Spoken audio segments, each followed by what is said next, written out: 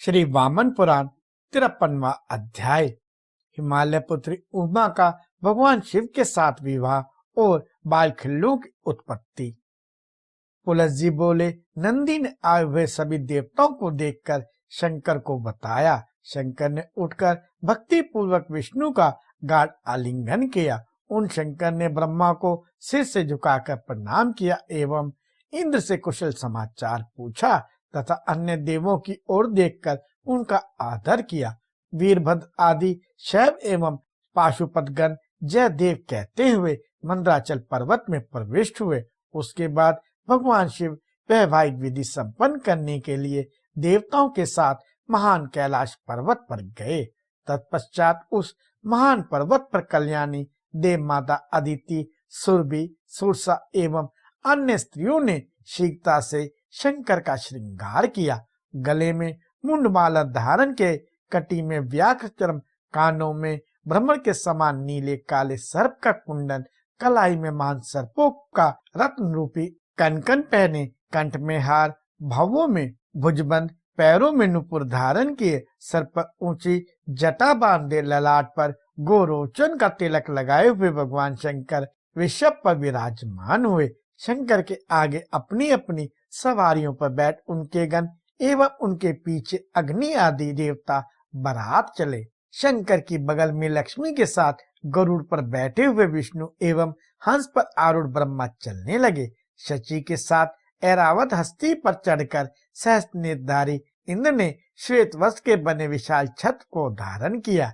एक और नदियों में श्रेष्ठ यमुना कच्छ पर सवार होकर अपने हाथ में उत्तम श्वेत च्यवन लेकर ढुलाने लगी और दूसरी ओर सरिताओं में श्रेष्ठ सरस्वती भी हाथी पर आरूढ़ होकर हंस, कुंद एवं इंदु के समान उत्तम च्यवन लेकर ढुलाने लगी। कामचारी 6 ऋतुएं पंचरंगे सुगंधित पुष्पों को लेकर शंकर के साथ चलने लगी।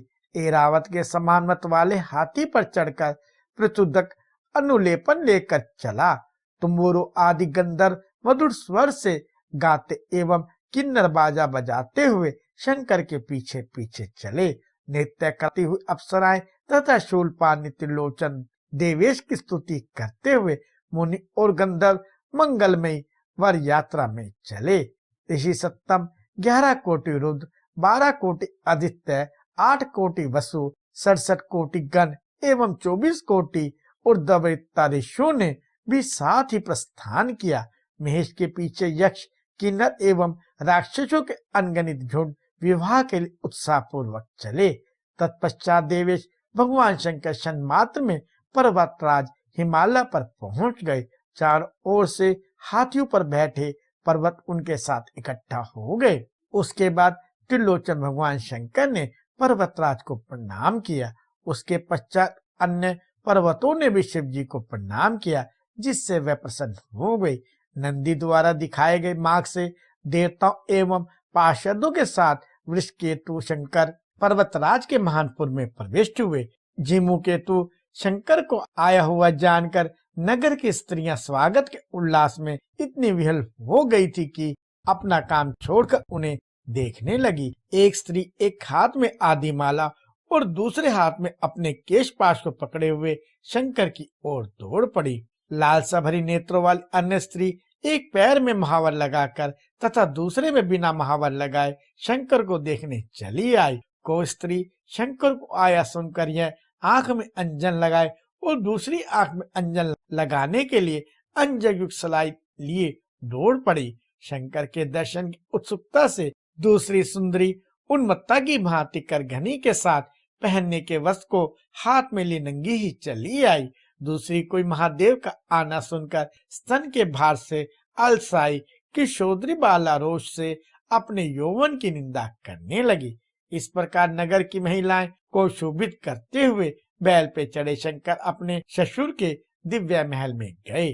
तदंतर घर में प्रविष्ट हुए शंभू को देखकर घर में आए हुए स्त्रियां स्पष्ट कहने लगी कि पार्वती द्वारा किया गया कठिन तप सर्वथा उचित है, क्योंकि ये शंकर महान देव हैं। ये वही हैं जिन्होंने कंदप नाम के कामदेव के शरीर को भस्म कर दिया।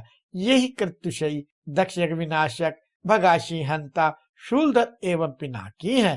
फिर वे उन्हें बारंबार नमन करने लगी। हे शंकर, हे शूलपाणे, हे व्याचमधारिण, हे कालशत्रो, हे महान सर्पोपहार और कुंडल धारण करने वाले पार्वती वल्लभ, आपको बार बार नमस्कार है।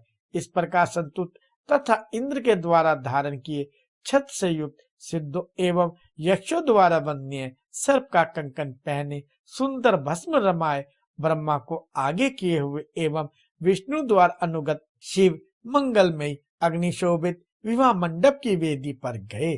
सहचरों और सप्तऋषियों के साथ तृपांतक शिव के आ जाने पर हिमवान के घर के लोग काली का श्रृंगार करने में एवं आए हुए पर्वत देवताओं की पूजा और सत्कार करने में व्यस्त हो गए। कन्या के विवाह में उत्साह भरे प्रयोजन प्राय व्याकुल हो ही जाते हैं। फिर तो पार्वती के दुबले पतले शरीर को स्त्रियों ने उज्जवल रेशमी वस्त्र पहनाकर अलंकृत कर दिया एवं भाई सुनाब ने वैवाहिक उत्सव के लिए उसे शंकर के पास पहुंचाया। उसके बाद सोने के बने महल के अंदर बैठे हुए देवगण शंकर और पार्वती की विवाह विधि देखने लगे और महादेव जी ने भी दुबले पतले शरीर वाली पार्वती के साथ जगत पूज्य स्थान को प्राप्त कर लिया। सुंदर पुष्पों वाले वृक्षों से सुशोभित भूमि के घेरे में कीड़ा करते हुए शंकर और पार्वती ने एक दूसरे पर सुगंधित जल सिक्करों, फुहारों और गंध चूर्णों की लगातार वर्षा की। उसके बाद उन दोनों ने क्रीड़ा हेतु एक दूसरे को मुक्तादाम मोतियों की मालाओं से आरण कीड़ा करने के बाद सिंदूर की मुट्ठी भर भर कर विवाह स्थल को सिंदूर से रंग दिया, पृथ्वी पर सिंदूरी सिंदूर कर दिया। इस प्रकार शंकर जी पार्वती के साथ कीड़ा करने के पश्चात ऋषियों से सेवित सुदृढ़ वैवाहिक मंडप की दक्षिण वेदी पर आए। उसके बाद पवित्र पहने तथा पवित्र वस्त्र धारण किए हिमवान श्वेत मधुर मधुपर्क लिए हुए आए। बैठे हुए त्रिनेत्र इंद्री पूर्व दिशा की ओर देख रहे थे। शैलेंद्र ने सप्तऋषियों की ओर देखते हुए भली भांति आसन ग्रहण किया।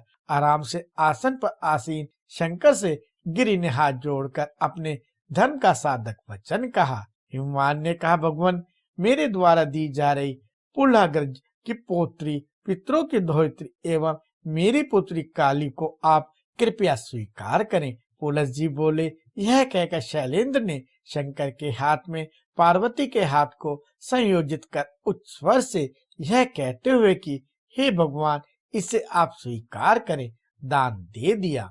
शंकर ने कहा, पर्वतराज, मेरे पिता, माता, दायद या कोई बांधव नहीं है।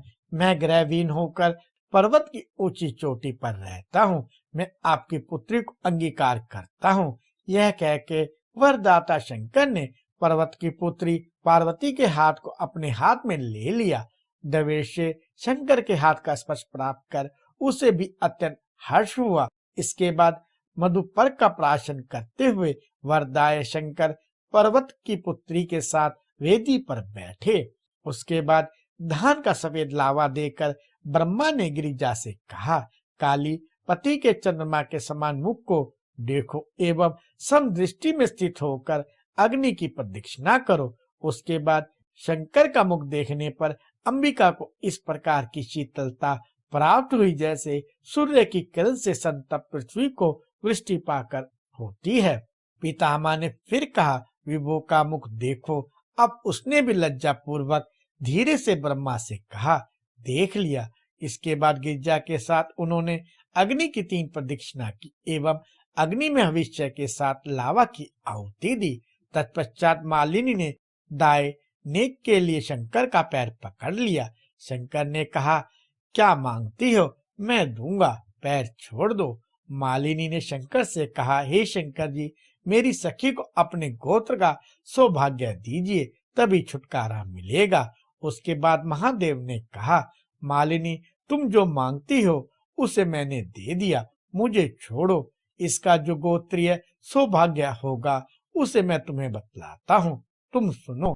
यह जो पीताम्बर पहनने और शंख धारण करने वाले मधुसूदन है, मेरा गोत्र इनका सौभाग्य ही है, उसे मैंने दे दिया। इस प्रकार शंकर के कहने पर अपने कुल की शुभ सच्चरिता की माला धारण करने वाली मालिनी ने शंकर को छोड़ दिया। जब मालिनी ने शंकर के दोनों चरण पकड़ रखे थे, तब ब्रह्मा ने काली के चंद्रमा से भी अधिक सुंदर मुख को देखा। उसको देखकर वे शुभ हो गए, उनका शुक्र च्युत हो गया।